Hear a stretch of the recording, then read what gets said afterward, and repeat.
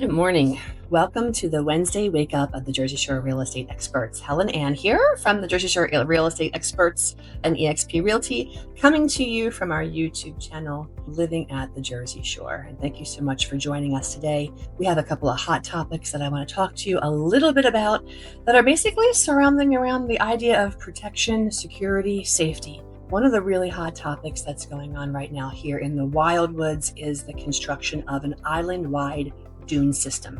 The idea behind that, as many of you know, North Wildwood has been having a chronic problem for decades now, I suppose, where they are just simply losing sand. Year after year, they lose sand. Wildwood and Wildwood Crest truck sand to North Wildwood to try to help them, but they're continually losing sand. It's an ongoing problem, as many of you are aware of. It has been proposed to create an island-wide dune system. Mayor Don Cabrera has decided that that's not a good idea, and rightfully so. And the idea around protection, folks, is that you have mayors from different municipalities. Yes, we are all one island, but each mayor has a responsibility and a concern for protecting the citizens of their municipality. And we have a couple different municipalities here, actually four if you want to throw Lower Township and Diamond Beach into the mix. But the dilemma is each of them has a different concern and a different need for protecting their dunes, their property, their citizens, and their concerns aren't all the same. As we know, Pat Rosanello has done a great job of trying to protect the property there in North Wildwood and is fighting a losing battle. And there is federal money that has now been allocated for an island-wide dune project. And Don Cabrera is saying, not feeling it.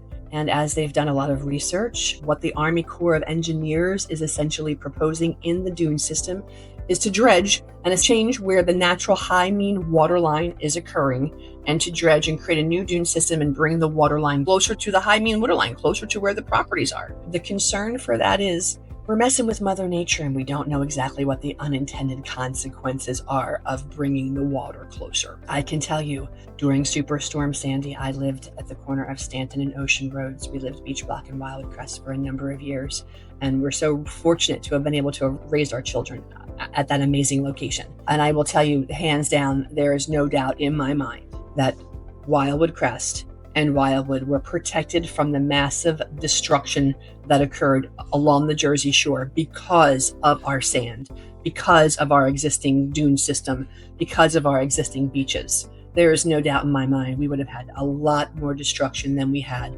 much more indicative of what Atlantic and Ocean counties had suffered had Wildwood and Wildwood Crest not had the dune system and the sand that we have. So I can certainly understand Don Cabrera's concern about bringing that ocean closer. That's a really scary proposition, because once we do that, folks, we can't reverse that. And we don't know the unintended consequences of our actions. And when human beings start messing with nature, it's just not something that you want to do. So I can appreciate where he's coming from. And I would love for everybody who's paying attention to this and following this, please give our mayors some grace. They are all coming from a place of protection. They're all trying to do the best job for their citizens, and they're all trying to make sure that we don't create some sort of a mistake, create something that all of a sudden is going to change our shoreline forever and potentially become a problem that we just didn't know. So I can appreciate that. And something else that Wildwood Crest has done for a long time over the years is they've done a great job with bringing out the pallets and a walkway system to get people from the dunes to the ocean. We've made everything ADA compliant. They've worked very hard for that. And if you talk about trying to raise the dunes from an access perspective, what does that now mean? They don't know. I think that what North Wildwood has to refocus, and maybe a solution could potentially be maybe building a large jetty coming out the 2nd Street beach. And from that point, you can then start trapping your sand and you won't be losing it, because essentially where North Wildwood sand's going, folks, is Hereford Inlet. You guys remember Champagne Island back in the day? Hereford Inlet used to be a navigable waterway. We used to water ski back through there. We used to take my grandpa's boat out from Scotch Bonnet in Stone Harbor, which is now another one that needs to be dredged. We would take my grandpa's boat out from Scotch Bonnet and go through the back bays of Stone Harbor, and we would hang out in Champagne Island and water ski all back through there and hang out for the day. So fun. You can't do that now. You can't do that now. You can't drive your boat through there now. So maybe the southern end of Stone Harbor and the northern end of North Wildwood should get together and talk about resolving something with Hereford Inlet, because Hereford Inlet's trapping all the sand. So maybe we build a jetty to stop the sand from going in. We dredge. Nobody wants to dredge. I don't understand that. It makes zero sense. We have to dredge, folks. Sand moves. If you don't move the sand out, you're not going to have navigable waterways. It makes zero sense that we are not dredging here. Let's not get political, but the politics around that has got to change. We've got to protect our shorelines. We've got to protect our back bays. I can't tell you how many properties that are bayfront that on a low tide people can't get their boat out. That makes zero sense. Zero sense. Let's give our mayors some grace because they are all coming from a place of protection. They're all trying to do the best that they can for the citizens of their municipality, and we certainly have to respect that. We have to really be careful when we talk about trying to mess with Mother Nature. Second thing I want to talk about is protection. We have brought a lot of awareness around the topic now in New Jersey. We had the structural integrity reports, condominium buildings, structures over 3 feet tall, more than a handful of units, you have to have a structural inspection done. We also now have to have a capital reserve study done to make sure that we have enough money in our reserves, enough money in the bank so that, God forbid, something goes wrong, we've got money to fix it. When it comes time for maintenance, we have money to fix it. We have a lot of condominiums here in our shore communities along the Jersey coastline, and condominiums are a great way for people to get into the property at the shore and not have a lot of maintenance. We had condo living for a long time. We lived in a condominium on Poplar Avenue in Wildwood. We lived in a condominium at Club Regatta, which we're going to talk about in a second. A great property, actually a great location. But now we're talking about protection and protection surrounding around the safety in these buildings. Unfortunately, not too long ago, I had to go to Virginia Beach for a funeral, and I rented a condominium. And it was a very large complex, a lot larger than I had anticipated. Several large buildings kind of clustered around in this complex. I was there with my aunt, my cousins were flying in. And when I approached this complex and kind of pulled in, my realtor hat immediately went on, and I was looking around and thought to myself, okay, in the event of an emergency, how am I getting myself and my aunt and my cousins out of here? Be aware, because you might be the only one who's being aware. And after we checked in and we got ourselves on the deck, and I was looking around and checking things out and looking at some of the deferred maintenance in this heavily rented unit that we were in. And this place was heavily rented. They didn't do a good job taking care of it, unfortunately. But that's another topic for another day. But back on the idea behind the idea of protection. We were staying in this building, and I'm on this deck, and my aunt's leaning on the railing, and we're talking and having a nice time. And I'm thinking to myself, we have this idea that we're safe here. We had this idea that nothing's going to go wrong, that the smoke detectors are working, that the carbon monoxide detectors are working. If, God forbid, there's some kind of fire or situation, we should be able to easily get out of this place, right? We had this idea, this expectation that you're going to be safe, that this expectation that these things have already been figured out by somebody else. Fast forward to what if it's the summertime? And what if there is some kind of a deck issue or some kind of a railing issue? As you folks know, we've had many of decks collapse over the years, whether it be at a commercial establishment, whether it be at a private house or a rental where people are having a party and a good old time. And you wind up having too many people on the deck, winds up collapsing. You wind up coming out. They realize, oh my goodness gracious, these 4x4 posts are rotted. These braces are rusted. This thing can't really hold any weight, let alone 25 kids out here drinking a keg of beer. Not a good thing. Again, you have this expectation that you're safe when you're staying in your property, whether it's a condominium that you own, you're thinking, okay, someone's taking care of the place, right? If you're renting, you're thinking that you're safe. And so many of our properties are rented. And again, I'm thinking, man, we're safe here. What if we weren't? What if we really weren't? And doing some driving around, and I'm going to have a picture here I want to show you of a building called Palm Beach Villas. Palm Beach Villas, Royal Crest, and Club Regatta were 3 almost sister properties that were built one after another during the boom of construction in 2005, 6, and 7, I believe, is when Club Regatta was finally finished. That was the last of the 3 buildings. We moved into Club Regatta, one of the last units in Club Regatta. These folks built a beautiful project. Royal Crest and Palm Beach Villas, they were gorgeous, 3 bedrooms, 2 baths, hardwood floors, granite counters, 1,500 square feet of living space, pool, rooftop decks, and they were gorgeous.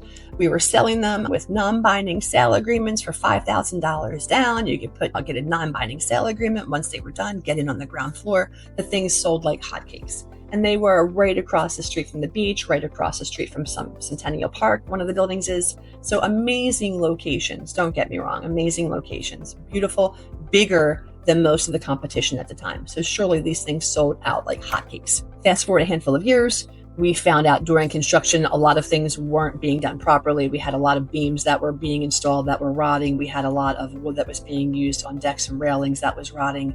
Island-wide, there was essentially a sweep of island-wide where we had building after building after building, condominium association redoing their decks, redoing their railings, redoing the headers. It was essentially a common theme. And I know that in some of these buildings, some of that work was done. Now, fast forward.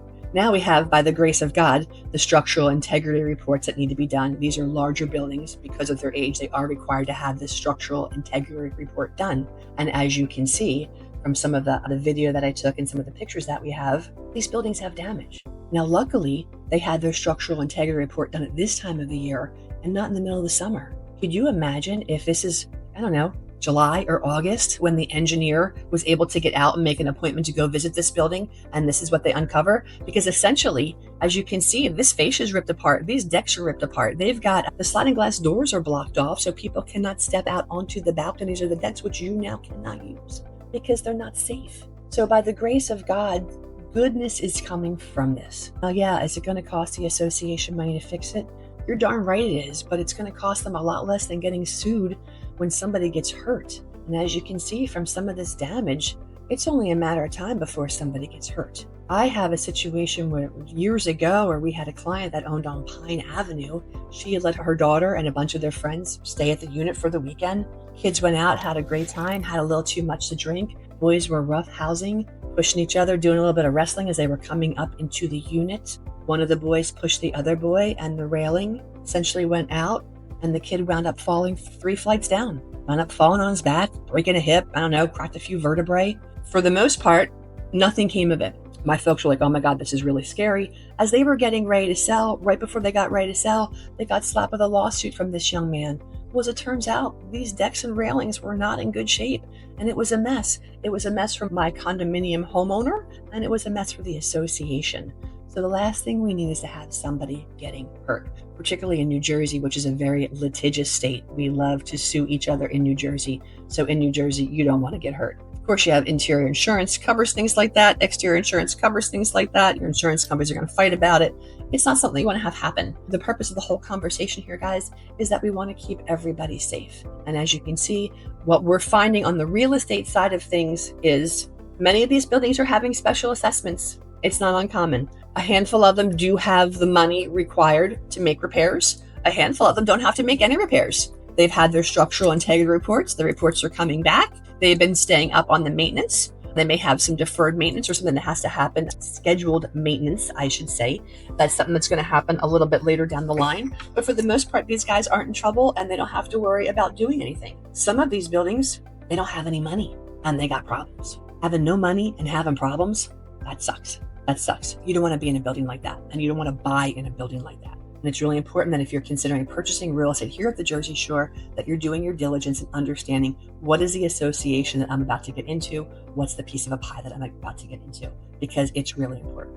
It's really important. And if you should happen to get pushed over a deck like that and get hurt, you can give our friends at Condo Law a call. Personal injury attorneys, something like that would be right up their alley. Good friends of ours too, great people. But again, this is about protection and safety. You're going to a place and you think that you're safe. You're renting a place and you think that you're safe. You're coming to your home at the shore and you think that you're safe. Let's make sure that we're safe so that we really can enjoy this and create some incredible, wonderful memories, not create memories that are around maybe a tragedy. God bless you all. Thank you for following us.